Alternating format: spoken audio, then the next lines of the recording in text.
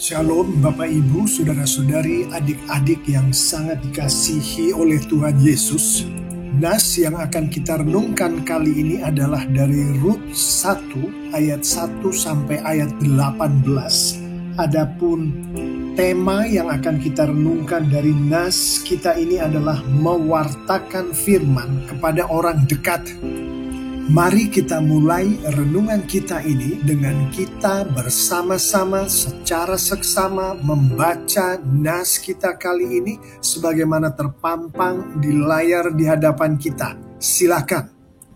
Selanjutnya, mari kita renungkan siapa sajakah orang-orang dekat sebagaimana dinyatakan di nas kita kali ini.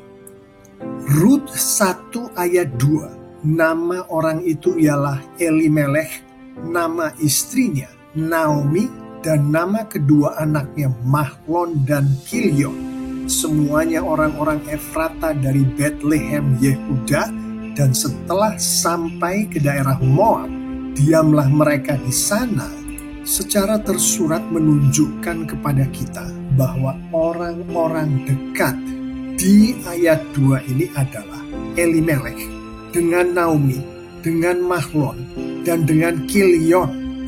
Elimelech adalah sang suami, sang ayah. Naomi adalah sang istri, sang ibu. Mahlon dan Kilion adalah anak-anak mereka. Keempat orang ini adalah orang dekat. Orang-orang yang dekat satu dengan yang lain. Mereka adalah satu keluarga. Ayat 3 dan ayat 4. Kemudian matilah Elimelech, suami Naomi, sehingga perempuan itu tertinggal dengan kedua anaknya. Kedua anaknya mengambil perempuan Moab. Yang pertama bernama Orpa, yang kedua bernama Rut, dan mereka diam di situ kira-kira 10 tahun lamanya. Secara tersurat menunjukkan kepada kita bahwa Naomi, Mahlon, Kilion, Orpa, dan Rut adalah orang-orang yang dekat satu dengan yang lain. Naomi adalah sang ibu, Mahlon dan Kilion adalah anak-anak dari Naomi, Orpa dan Rut adalah menantu-menantu perempuan dari Naomi. Mereka adalah satu keluarga. Meskipun Naomi, Mahlon, dan Kilion adalah orang-orang Israel, sedangkan Orpa dan Rut adalah orang-orang Moab. Namun, kelima orang ini adalah satu keluarga, adalah orang-orang yang dekat satu sama lain. Sebelum kita merenungkan akan pewartaan firman Tuhan di antara orang-orang dekat, mari kita renungkan ayat-ayat pembantu berikut. Dari Ulangan 6, ayat 6 sampai ayat 9. Apa yang kuperintahkan kepadamu pada hari ini, haruslah engkau perhatikan, haruslah engkau mengajarkannya berulang-ulang kepada anak-anakmu dan membicarakannya apabila engkau duduk di rumahmu, apabila engkau sedang dalam perjalanan, apabila engkau berbaring, dan apabila engkau bangun. Haruslah juga engkau mengikatkannya sebagai tanda pada tanganmu, dan haruslah itu menjadi lambang di dahimu, dan haruslah engkau menuliskannya pada tiang pintu rumahmu dan pada pintu gerbangmu. Secara tersurat dan tersirat, ayat-ayat ini menunjukkan kepada kita bahwa Tuhan pencipta langit dan bumi menghendaki umatnya untuk mewartakan firman Tuhan kepada satu sama lain, khususnya kepada orang-orang di dalam satu keluarga, khususnya di antara orang-orang yang dekat satu dengan yang lain, bahkan terhadap orang-orang yang dekat satu sama lain, meskipun mereka bukan berada di dalam satu keluarga. Selanjutnya, mari kita renungkan akan pewartaan firman Tuhan di antara orang-orang dekat di dalam satu keluarga, sebagaimana dinas kita kali ini. Merenungkan Rut 1 ayat 2 melalui kacamata Ulangan 6 ayat 6 sampai ayat 9. Kita dapat menafsirkan bahwa pewartaan firman Tuhan di antara orang-orang dekat di dalam keluarga Elimelekh, termasuk Elimelekh mewartakan firman Tuhan kepada Naomi istrinya dan kepada Mahlon dan Kilion anak-anaknya, termasuk Naomi si ibu mewartakan firman Tuhan kepada Mahlon dan Kilion anak-anaknya. Merenungkan ayat 3 dan ayat 4 melalui kacamata Ulangan 6 ayat 6 sampai ayat 9, kita dapat menafsirkan bahwa pewartaan firman di antara orang-orang dekat di dalam keluarga Elimelekh setelah Elimelekh meninggal, termasuk Naomi si ibu mertua mewartakan firman Tuhan kepada Orpa dan Rut, kedua menantu perempuannya, termasuk Mahlon mewartakan firman Tuhan kepada Orpa istrinya, termasuk Kilion mewartakan firman Tuhan kepada Rut istrinya.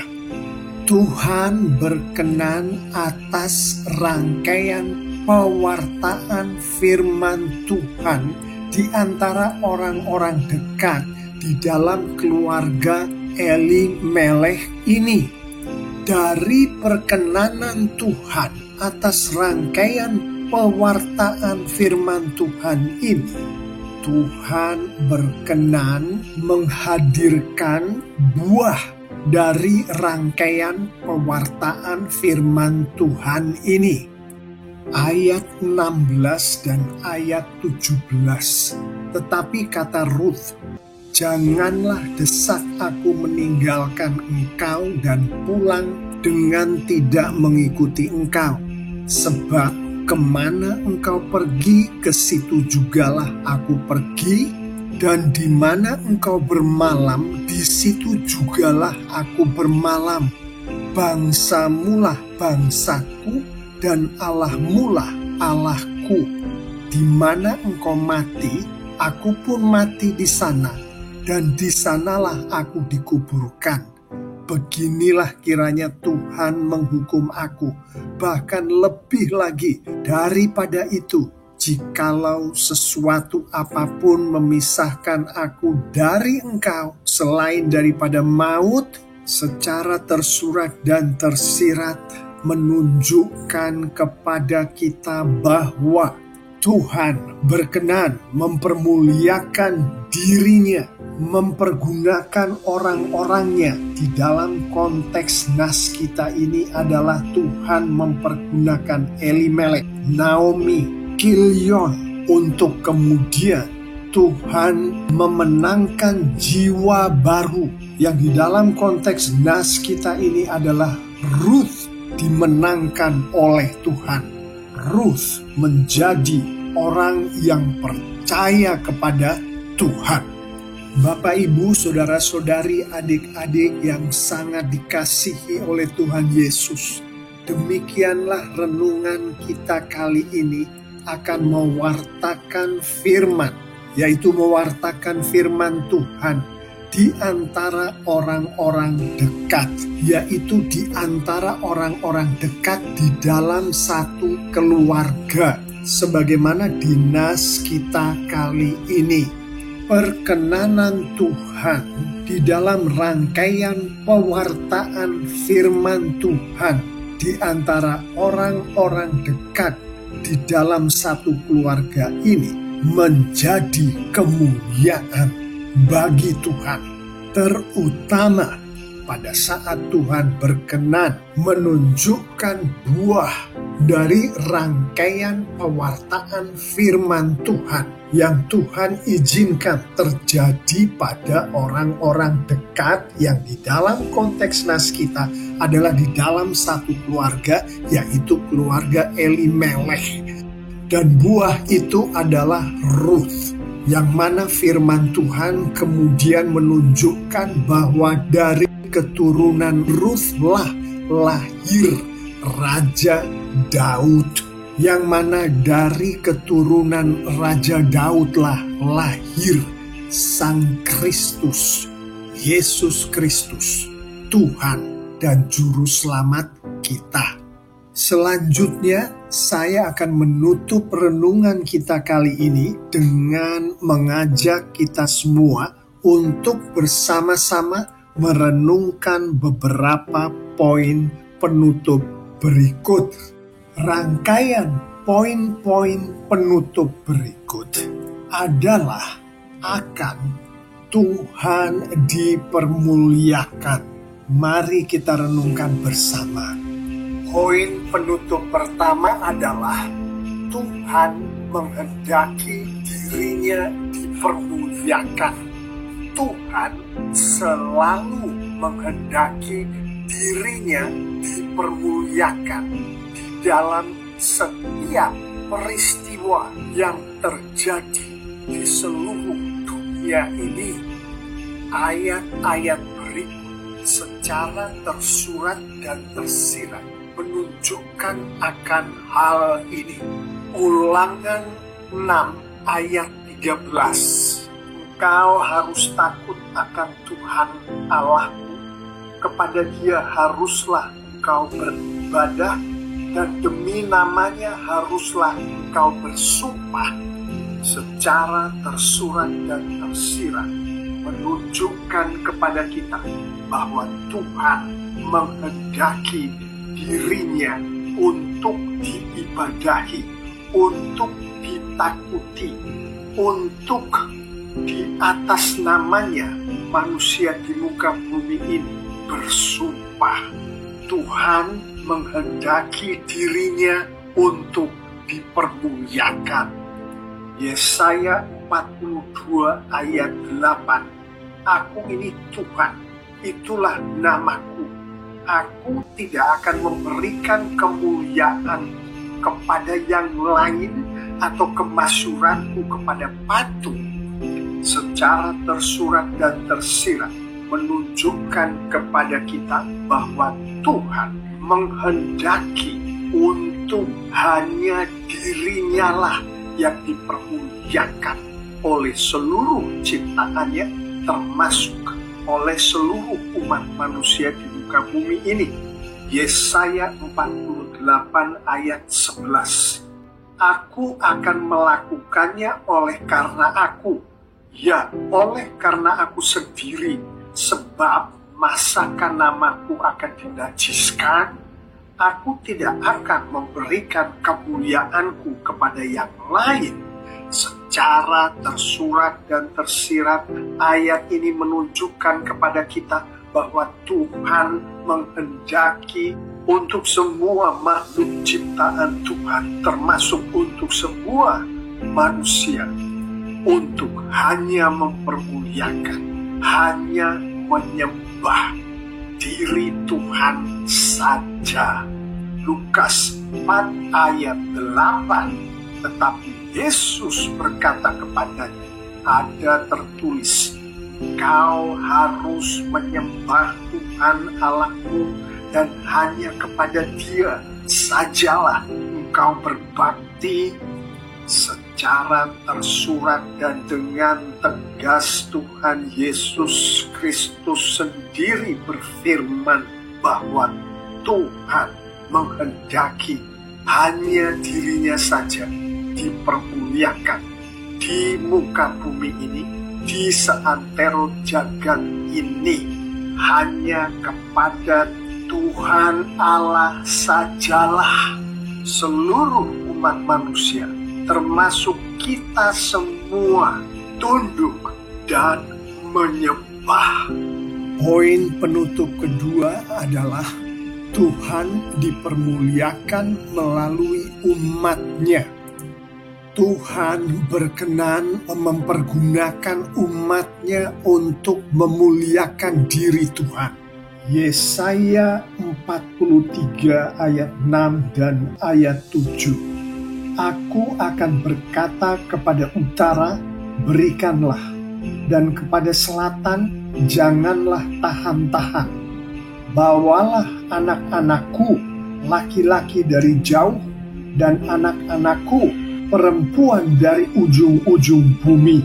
Semua orang yang disebutkan dengan namaku yang kuciptakan untuk kemuliaanku, yang kubentuk dan yang juga kujadikan, secara tersurat dan tersirat menunjukkan kepada kita bahwa Tuhan menciptakan umat-Nya, laki-laki dan perempuan, adalah untuk kemuliaan Tuhan dan hanya untuk kemuliaan Tuhan saja. Tuhan dipermuliakan melalui umat-Nya, melalui saya, Anda, dan kita semua. Yang saya imani adalah umat Tuhan yang sejati, pengikut Kristus yang sudah lahir baru. Efesus 4 ayat 11. Dan ialah yang memberikan baik rasul-rasul maupun nabi-nabi, baik pemberita-pemberita Injil maupun gembala-gembala dan pengajar-pengajar, secara tersurat dan tersirat menunjukkan kepada kita bahwa Tuhan berkenan memakai orang-orangnya, memakai umat-Nya untuk memberitakan Injil, untuk mewartakan firman Tuhan, untuk memuliakan Tuhan. Tuhan dipermuliakan melalui umat-Nya. 1 Korintus 12 ayat 9. Kepada yang seorang, roh yang sama memberikan iman, dan kepada yang lain ia memberikan karunia untuk menyembuhkan. Secara tersurat dan tersirat menunjukkan kepada kita bahwa Tuhan melalui Roh Kudus Tuhan berkenan untuk memberkatkan iman kepada orang-orangnya Tuhan, kepada kita semua. Alkitab menunjukkan kepada kita bahwa iman ini diberkatkan oleh Tuhan melalui firman Tuhan, melalui firman Kristus, melalui Injil. Tuhan dipermuliakan melalui umat-Nya yang beriman kepadanya. Untuk gampangnya, Tuhan berkenan menciptakan saya dan Anda, menciptakan umat manusia, untuk kita semua umat manusia mempermuliakan Tuhan. Kita mempermuliakan Tuhan dengan Tuhan bekerja melalui Roh Kudus Tuhan yang ada di dalam kita, bekerja untuk memberitakan Injil, untuk mewartakan Injil demi kemuliaan Tuhan. Tuhan berkenan memuliakan diri Tuhan dengan memakai kita, melalui kita, dengan Tuhan memberkatkan iman kepada kita, yaitu iman kepada Tuhan, iman kepada Tuhan Yesus. Demikianlah Tuhan dipermuliakan melalui umat-Nya, dipermuliakan melalui kita. Kita diciptakan oleh Tuhan untuk kemuliaan Tuhan. Kita diberkati dengan kemampuan, kesempatan, dan melakukan pemberitaan Injil, pewartaan firman Tuhan. Juga kita diberkati dengan iman. Semua itu untuk kemuliaan Tuhan, untuk Tuhan memakai kita untuk Tuhan mempermuliakan diri Tuhan. Itulah yang terjadi pada keluarga Elimelek, sehingga sampai pada puncaknya di mana Ruth diberkati oleh Tuhan dengan iman kepada Tuhan.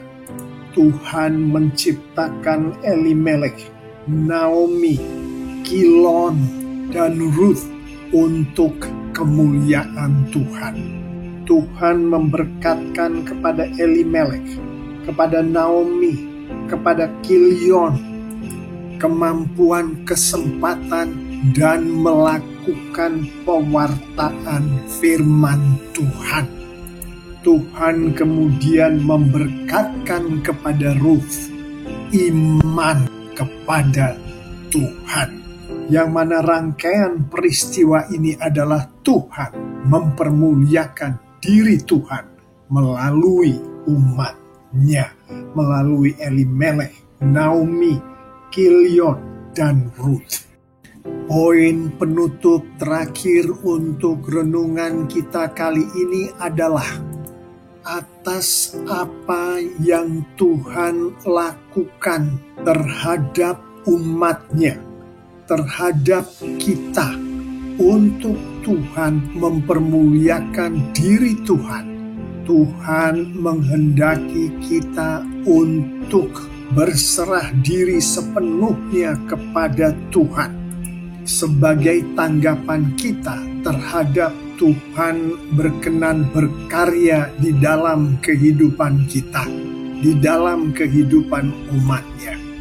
Yaitu sebagaimana firman Tuhan di Roma 12 ayat 1 menyatakan, "Karena itu saudara-saudara, demi kemurahan Allah, aku menasihatkan kamu supaya kamu mempersembahkan tubuhmu sebagai persembahan yang hidup, yang kudus, dan yang berkenan kepada Allah.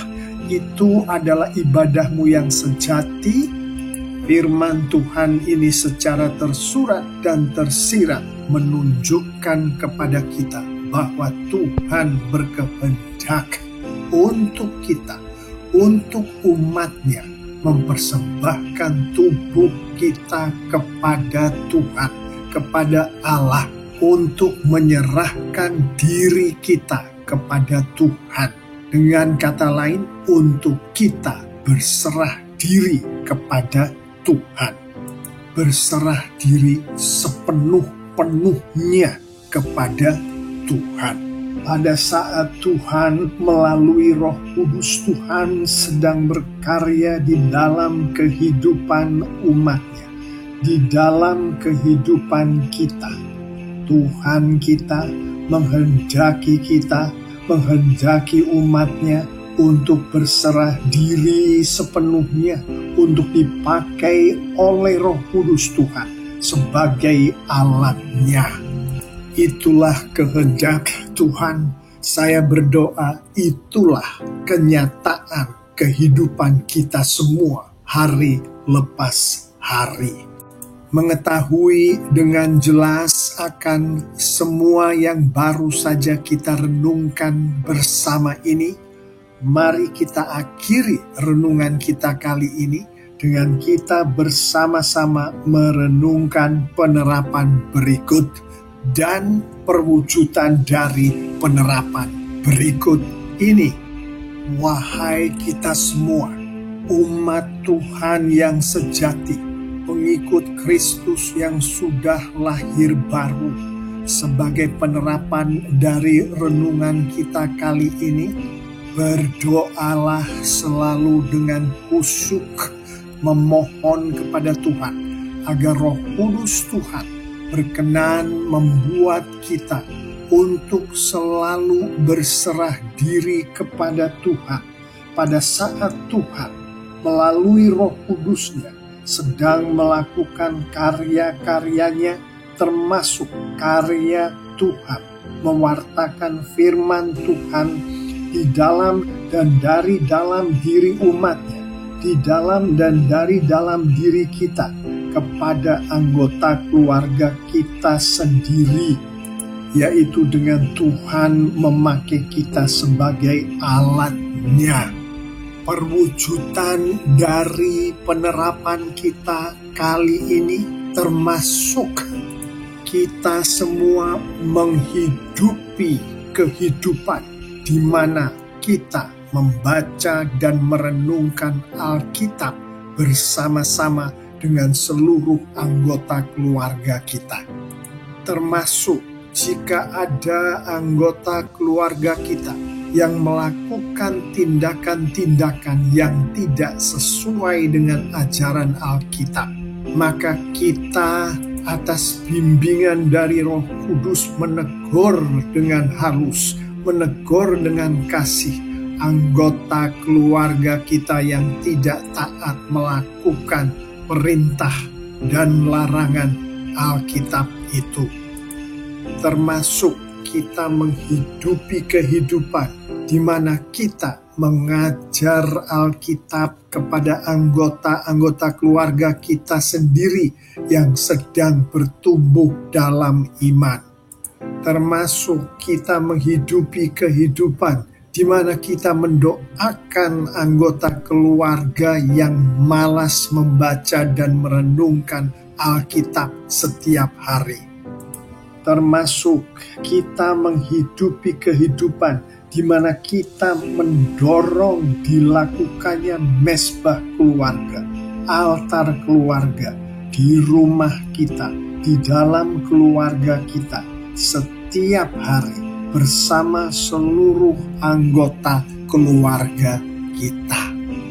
Saya berdoa dan saya mengimani jika kita semua menghidupi firman Tuhan yang baru saja kita renungkan ini, lengkap dengan penerapan dan perwujudannya, maka Tuhan kita, Tuhan Yesus kita semakin dipermuliakan, semakin diangkat, semakin dibesarkan dengan luar biasa.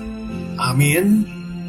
Untuk merenungkan bersama nas-nas, tema-tema sehubungan dengan nas dan tema kita kali ini, saya mengajak kita semua untuk mengunjungi channel YouTube ISM MBC sebagaimana terpampang di layar di hadapan kita.